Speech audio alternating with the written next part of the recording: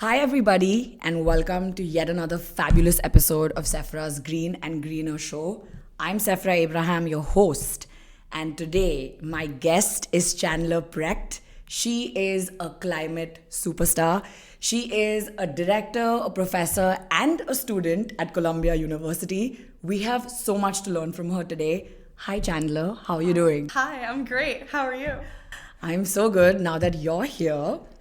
So, without further ado, should we get into it? Let's get into it. So, the first question I love asking most, I think all of my guests, is what was your aha moment and what got you into this beautiful work of climate and sustainability? That's an excellent question. So, I don't think there was like a cinematic aha moment for me. I feel like it was a slow burn. Probably started in the womb. My dad is a marine biologist, and my family cares greatly about the environment. So I grew up in Miami, around the ocean, in the ocean, and I just saw things declining, coral reefs declining, coastlines dwindling, and overall it was just the natural beauty of what I grew up with was not really there anymore. So I think that was really it for me. And when I got to undergrad, I, decided to study environmental science. I double majored in Spanish and Latin American cultures, and then I also got a minor in chemistry. So, that all was from me doing research when I was younger in marine science and specifically on coral reefs. And then that really led into what I started doing for my career. And so after undergrad, I went into environmental consulting, and I didn't feel like that was really it for me either. So then I went on, and while I was doing consulting full-time, I went to school part-time, and I started the MS in sustainability science. And now here we are, and I'm doing a different program, and I'm sure we'll get into it. I really have to ask this. You have been associated with Columbia University in one way or another or multiple for the last 10 plus years. Take me through that. You must really love this school. Oh my gosh. Yes, I love Columbia. No, I do. Every institution has its issues. And so I'm not saying that it's free of issues, that there haven't been bumps in the road. But yeah, I do love the institution, and I love everything that it's given me. And you're right, I've been there for 10 plus years now. So I was there for undergrad, then started my MS in sustainability science there for grad school. After grad school, or actually kind of during grad school, I started working for the Earth Institute, and I've been there ever since. And I'm starting my second master's now, or I just started it. And yeah, it's certainly not where I thought I would be, but I wouldn't have it any other way. I love that.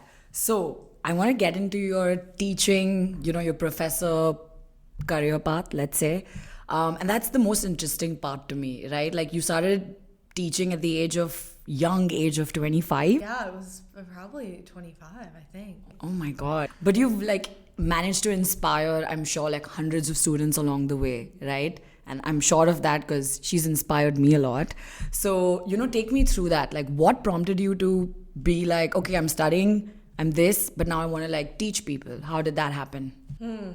Great question, too. Man, you've got some really good ones. I think, I was in this science career, very STEM, analytical, and when I started over in academia, kind of a career pivot. I think it looks like a career pivot, even though for me, there's always been a through line there, and that is that, I really want people to feel connected to science. And what's a way to do that? You teach them.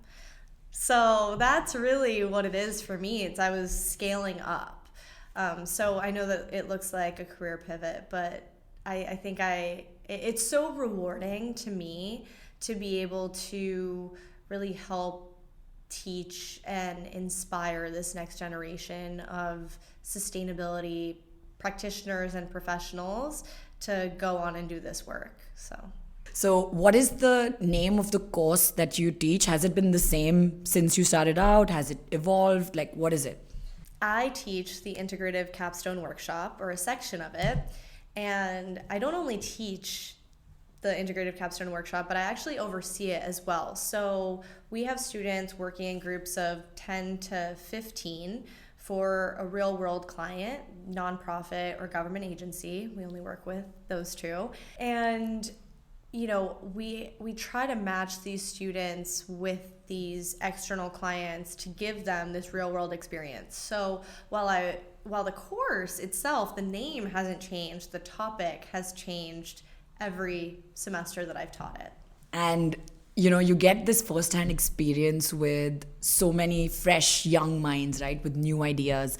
But along the way, have you come across any one particular topic that your students just cannot wrap their minds around, like anything like that? Yeah, that's interesting, and I don't think that there's a topic that they can't really wrap their heads around. But I think one part of the course that's really difficult is how stressful it is, because it's a 1 semester course. You're working with an external client. You're being expected to kind of apply everything that you've learned throughout your graduate program and throughout the curriculum onto this project. And while doing that, you're also having to navigate group dynamics. You're having to compromise on things that maybe you don't want to compromise on. You also maybe don't have the perfect information or data, so you need to take that into account. And so I think it's a really stressful time for students, but it's also the perfect time while they're in school to practice those things and practice being on a team, practice putting their skills into practice into practice, because then when they get into the real world, they're set. So I think that would probably be a difficult area for them. It's just, how quickly it all unfolds. Aside from like capstone being super stressful, and I'm talking about my students having to navigate all these different challenges within a semester. I think the other thing that they kind of struggle with is cutting through the fluff and getting something just like real put out there. So they're obviously incredibly passionate. Sometimes that passion can kind of overtake, right? So one of the biggest things for me is teaching them that it's not just the passion that needs to drive this. You really need to be communicating in clear and actionable terms, and something that a client is going to lean into, something that the real world can apply. Like, it's great, all this fluff and theory, that's fantastic, and the passion's great, but you really need to channel that energy into actionable and clear recommendations and solutions. Oh my God, you've touched upon something so important. A lot of the times, like, activism takes, the front seat, and what ends up happening is the other people who are not activists end up getting so disillusioned by some, as they call it, extremist agenda or propaganda or whatever, like, as we are in that atmosphere right now. So I think that you've touched upon something that is extremely important and required. So is this capstone project, again, like something that is new, or has it always been the way Columbia teaches its sustainability practitioners how to actually be a practitioner? I think our curriculum for both the MS in Sustainability Management or MS in Sustainability Science, they evolve. So there are tons of courses that come and go depending on the industry and where sustainability is. We really have our finger on the pulse of what's in and what students need to know. But one of the required courses is this capstone workshop that they need to take. And they're expected to take it after they've completed at least one course in every curriculum area for both programs. And and or they take it at the end of their program. So usually I'm getting students at the end of the program when they've already pretty much completed everything else and all of their other degree requirements. But yeah, it's really always been part of our curriculum. That's like really one of the only classes that hasn't really changed, but the topics change. I love that it is evolving and keeping up with, everything that's happening currently in the world, which is scary. But maybe a broader sort of question in the world of academia, right? Like you've been in and around it for so long within climate and sustainability. Do you think there is any piece that's missing? Maybe not just for Columbia, but maybe in the broader, academia space, any topic that we can teach better or teach more of to our like young students? We have the world's top sustainability programs, so I don't think anything's missing from our curriculum. but one thing that you can't beat and you can't teach in a classroom is experiential learning. So whether that's through site visits or that's through capstone projects or even fieldwork courses, there's nothing that can really beat that kind of real world experience. So I think that whether it's our, programs or it's other programs, I think that's where I would try to expand opportunities. And actually our MS in Sustainability Science has started with more experiential learning. We actually had a fieldwork course this past summer in the Cayman Islands on tropical coastal ecosystems, and we're actually doing one in Vietnam this January, and it's going to be on tropical highland ecosystems. So I think that more programs need to get on board with that and expand their fieldwork offerings. The other thing that I would say is, this stuff is heavy.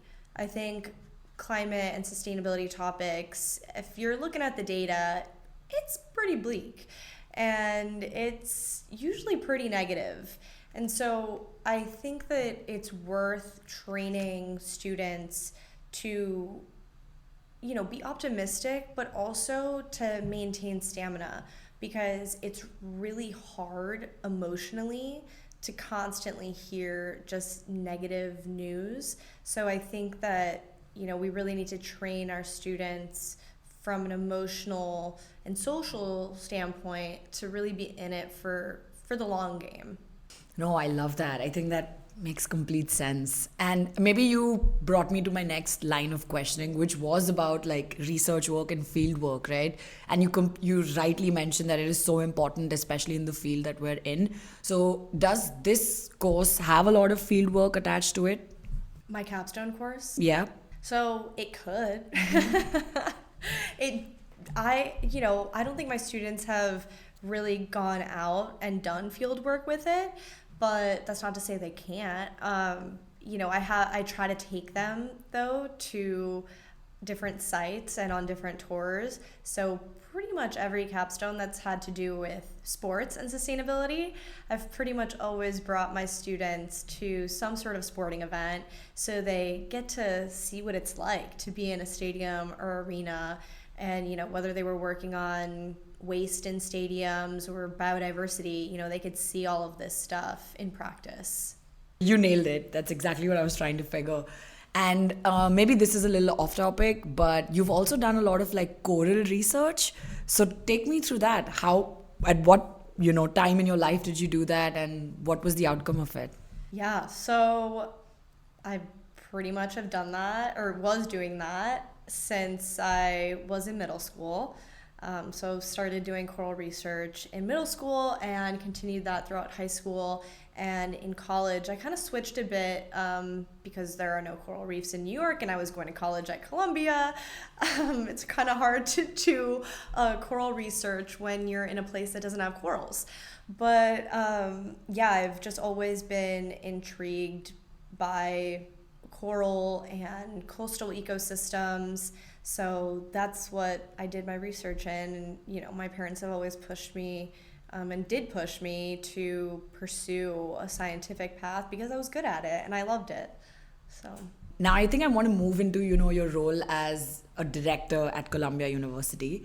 So you are leading the external affairs, right? So can you tell me, how do you frame your climate or sustainability messages without overwhelming people, right? We just spoke about the amount of doom and gloom in the field. So how do you go about that? Yeah, it's tough with all the doom and gloom. It's certainly difficult. But I think that leaving people informed and empowered is very important, and not just leaving them alarmed. And that's, if I'm talking to a prospective student that's interested in our sustainability graduate programs, I need to maintain a certain kind of message and rapport with them. Same thing with students in a classroom. I can't just be overwhelming them with science that shows how bad things are. I also have to show them what they can do. And so I think that it really is a matter of giving people not just this doom and gloom, not just the negative, but also showing them what they can do, so that they do feel empowered and inspired. And I feel that way about Climate Week. I feel like there's so much positive and good that comes out of Climate Week, because yes, you're hearing about obviously how bad things are with the climate or the environment, but it also is showing what people are doing and what actions people are taking and what actions can be done. So I think that is a really powerful part of communications, and part of my role is to storytell. And so I think that's really how you have to do it. You have to inform, but also empower, and not just alarm people. Again, great answer. And maybe I want to touch upon the fact that you've been in like three big sectors, right? You've been in consulting, you've been in academia, and you've been in research, right? If you can, I don't know how you're going to do it, but if you can, give me an idea about how does each sector influence the climate conversation differently? There are certainly three buckets here, and certainly three different languages that are being spoken. So academia, that's where knowledge is being built. Then there's consulting, where there's a more applicable or application-based language or, framework to it. And then there's research that kind of gives you the evidence that you need to make solutions or be able to apply it in the real world. So I think that those three buckets could all theoretically collide. So I feel like I'm a translator. So I use all three, because I feel like each of them alone isn't going to do the job, right? So I feel like my role is to kind of be able to translate the science using all my backgrounds, and make sure that the evidence, the data, all of that isn't lost in a PowerPoint deck or in a policy memo. So, if someone had to look at Chandler, as a director at Columbia University and be like, I want that for myself, what kind of maybe, career path would you recommend for them so that they can follow in your footsteps? Okay, to be a director at Columbia, I think it's, I hate when people say this, but it's networking. I hate when people say it, but it's so true. It's about who you know, 1,000%. It is who you know, and it also is timing, I think. Like, did I ever think that I'd be in the position that I'm in at this age, doing what I'm doing? No, absolutely not. No way. But I knew somebody, and while I was doing my grad program, I got a job at the Earth Institute. And then one thing led to another, and, people saw that I was working really hard. That's another thing. You've really got to hustle. You've really got to hustle, especially if you're a woman. You've got to hustle. I'm sorry. Because I had to hustle, and I know what it's like. People will, it's tough to be a woman in the industry. And we can get into that. But, I think it's just, you've got to work really hard, and it's right time, right place. So I knew somebody, and then things just worked out. People were leaving, and I was finishing up my first grad program, and they offered me an associate director position, and I thought that after I finished my sustainability science degree, I would go on and work in corporate sustainability, but I was like, this is an offer that I really can't turn down. So I did it. And, then after about, I think it was like a year and a half, I got promoted to director. So I think sometimes it's luck. Sometimes it's luck. I know that's not great advice, but it's really the networking, taking opportunities when they come, and rolling with the punches. Wow, I hope everyone's really absorbed what Chandler has just given us, which is words of wisdom. I love that. So, we've covered your professor, your director journey. Now getting into the fact that you've become a student again, Chandler, does your quest for knowledge never end? How are you this fabulous? So tell me about what course you're pursuing now and what got you into it. Why are you doing this? Great question. So I am now doing the MS in sports management at Columbia. I never leave. It's going to take a lot for them to get rid of me. I'm a lifer. But I've wanted to really get into this for a while. I've been thinking about merging my two passions of sports and sustainability since at least 2022. I went to this Soccer and Warming World event at the Lamont Doherty Earth Observatory, and Sam Mewis, who's now a retired U.S. Women's National Team player, was there and speaking, and just the stars aligned, and I was like, wow. And it was like an epiphany that I had. Like, this is what I could be doing for the rest of my life, is merging these two passions. And I've always thought of them as two completely separate things, but they actually go hand in hand, I think. So I've been thinking about it and finally did it after some time. But yeah, and here we are. And I think that sports have this power that other industries don't have, especially to make change. And, it's based on the global sports insights. The sports industry is ranked 9th in the world in terms of full economic value, and that's ahead of oil and gas. So the full economic value of the sports industry is $2.65 trillion, which is massive. So it's just an economic powerhouse. That's number one. Number two, it has this rare cultural power that I don't think any other industry has. And it really has the power to connect with people, connect with fans emotionally. So people might not have read a climate report. They might have not read the IPCC, but if, a sports team is going to implement net zero or commit to net zero, or a fan's favorite athlete is talking about clean water, that message is going to hit completely differently. So I've just been so enthralled by this idea that blending these two could really make some impactful change. Yeah, oh my God, you've totally opened this part of my brain that I have, repressed a little bit, because when I got to the US and I heard people talking about sports, I'm like, oh my God, where am I? People are so passionate. It goes down to like the district, regional, I don't know, like if you're living in a town, like that town has a representation within sport. And I think you're absolutely right. It is a cultural powerhouse to the next level, which brings me to ask you, you said you wanted to merge sport and, your passion for climate. What role do you see sports having in that climate conversation today? Yeah, so I just feel like sports have just this powerful role in normalizing things. So they have a role in normalizing things like sustainable actions or sustainability at scale too. So it's not just, in one local, space. I think that sports have the power to connect with these global audiences and normalize sustainability and normalize sustainable actions.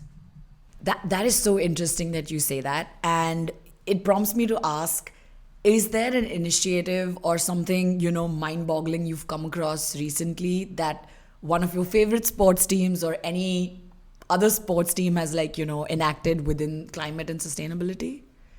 You know, there it's this is crazy because it's actually not something like mind blowing, but it's something that I think has a huge impact. And my students actually did a whole capstone project on it, and that is switching from single use to reuse. So think of a beer cup or a soda bottle.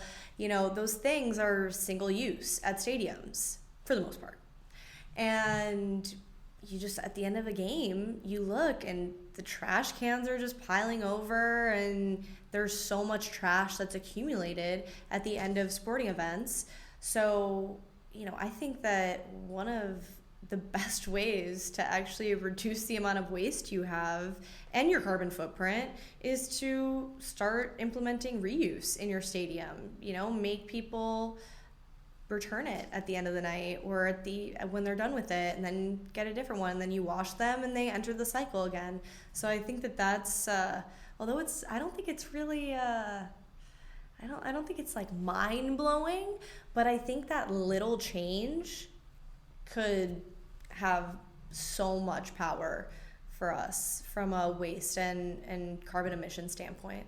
So it's so interesting that you say that. Is there a recent example that you can give me of a sporting venue or a sporting team implementing a really cool climate or sustainability initiative? Totally. I think one great example is CPKC Stadium in Kansas City.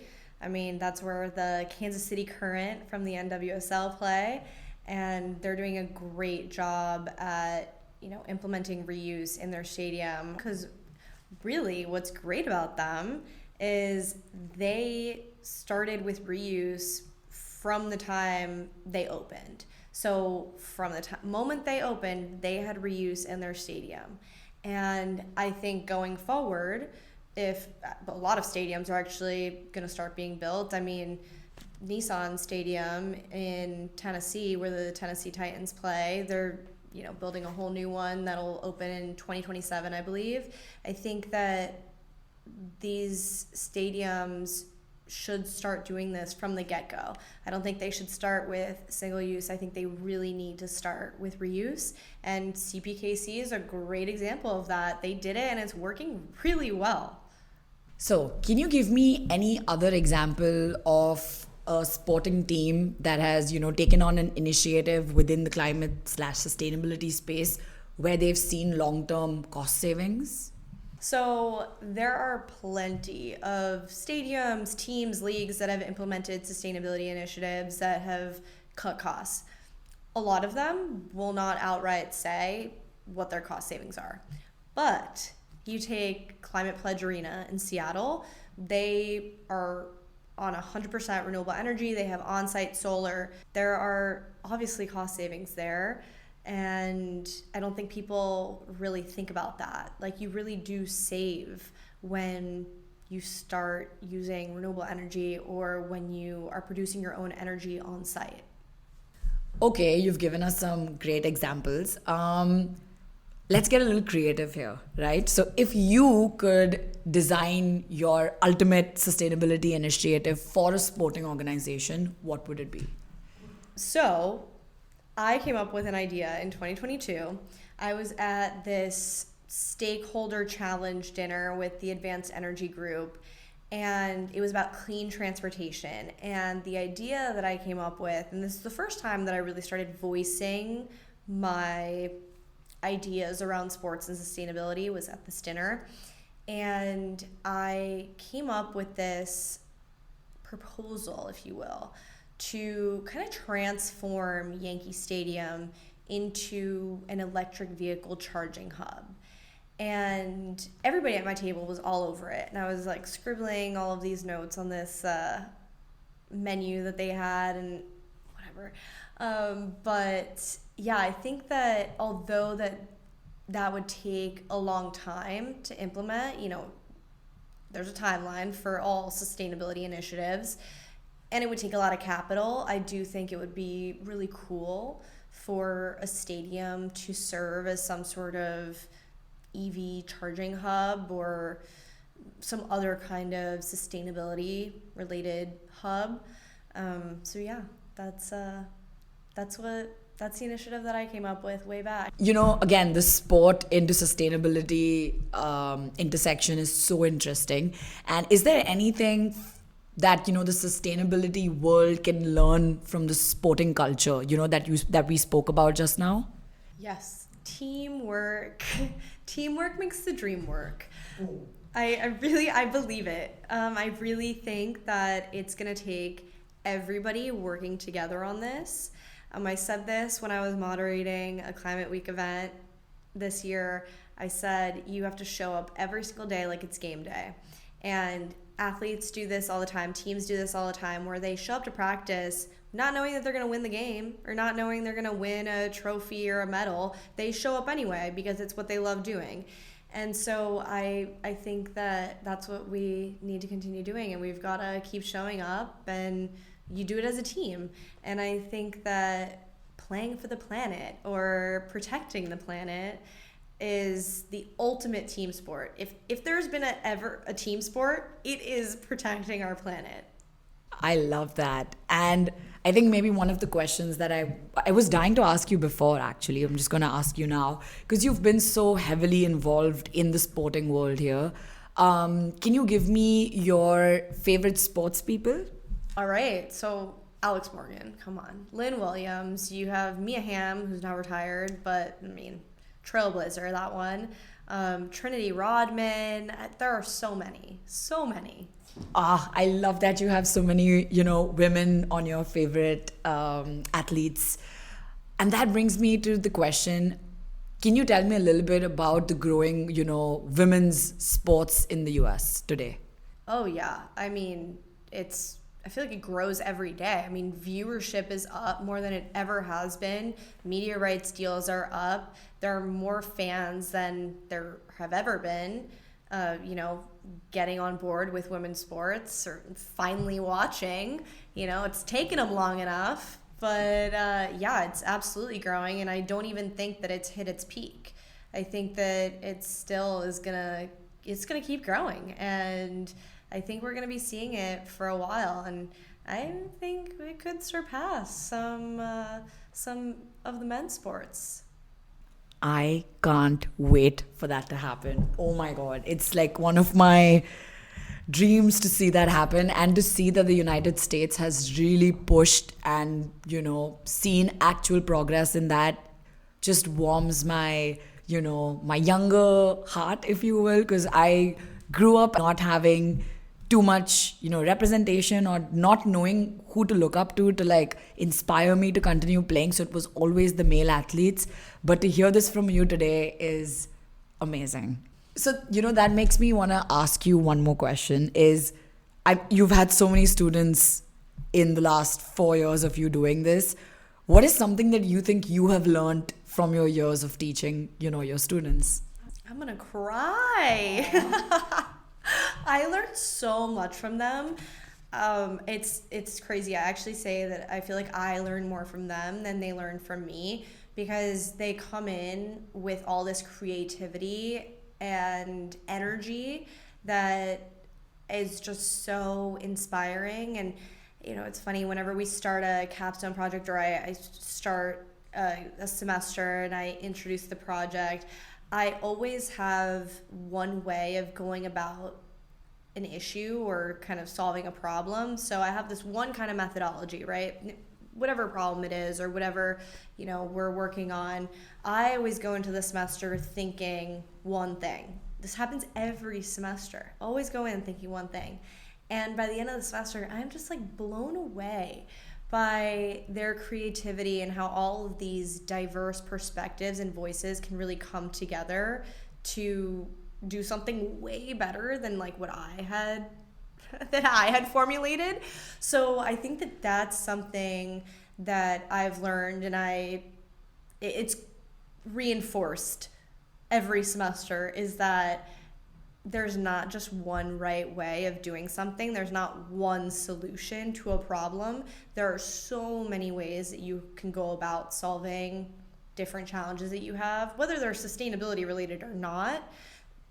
It's a matter of listening to the people around you. And I think this also plays into teamwork, and that it takes a team, it takes a village. It's not just going to be one person or one organization or even one industry, right? Like, I love the sports industry, and I've told you, how impactful they are, how powerful they are economically, culturally, but it's not just going to be the sports industry. It's got to be every single industry getting on board with this. Okay, so this brings me to the, absolute words of wisdom that I know that you have. So in the 10 plus years that you've been in and around this space, what are some of the lessons learned that you want to impart to our audience, and especially, young women that are listening in? I feel like my answer to this is gonna be 5 minutes long. So before, I was talking about this dinner that I had gone to, or this event, this stakeholder challenge, where I introduced an idea back in 2022, and I was talking about how I scribbled on the menu or whatever. Well, at that dinner, somebody at my table, again, everybody at my table was super impressed by this idea. Everybody was on board. It actually won the stakeholder challenge that night because we had to present it in front of all the other tables. Yeah. At the end of the night, somebody at my table wanted the menu that I had written all of these notes on. And so this man takes this menu because my idea is just so great. And, I didn't think twice. And at the time, again, this is many years ago, at the time, I think I was just okay with it because I thought, okay, these people are impressed by my ideas, or they would never use this in any other way, right? Like, they wouldn't take credit for my work. No. They wouldn't take credit for my ideas. Absolutely not. And so I saw these men, older than I am, been in the industry much longer than I have been, and very well connected. Everybody seems to love them. And I kept joining them at events, and I kept sharing ideas with them.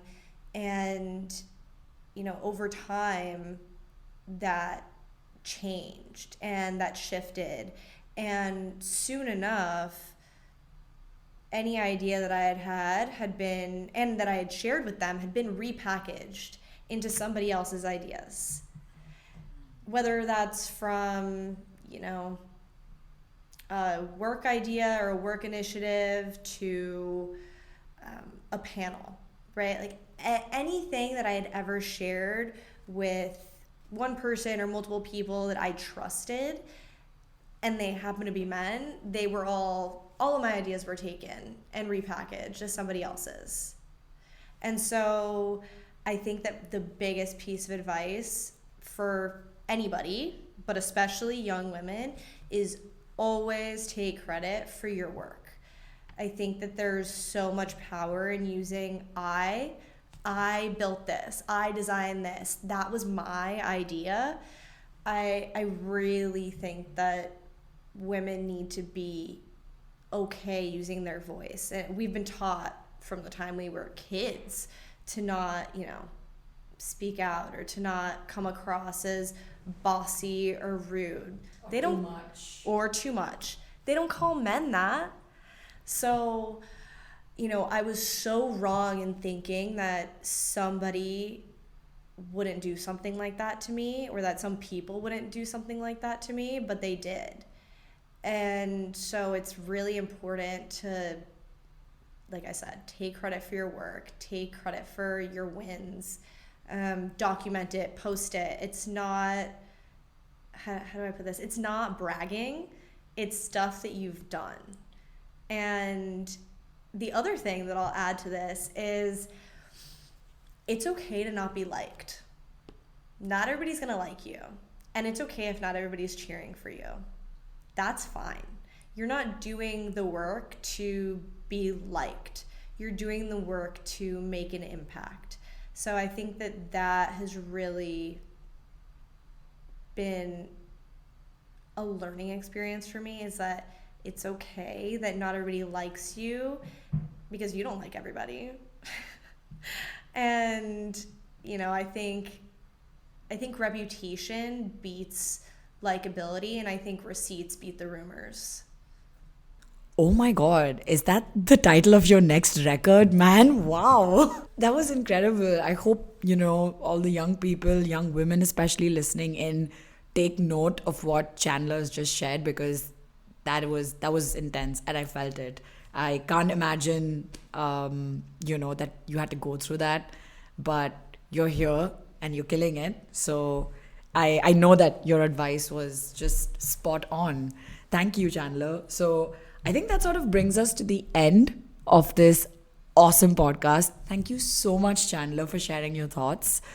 This has been so incredible, and it's so nice having like-minded people in sustainability and climate to connect with. And Chandler has been one of those voices in my life in New York. So thank you again, Chandler, and I hope you enjoyed being here today. Oh, I did. Thank you for having me.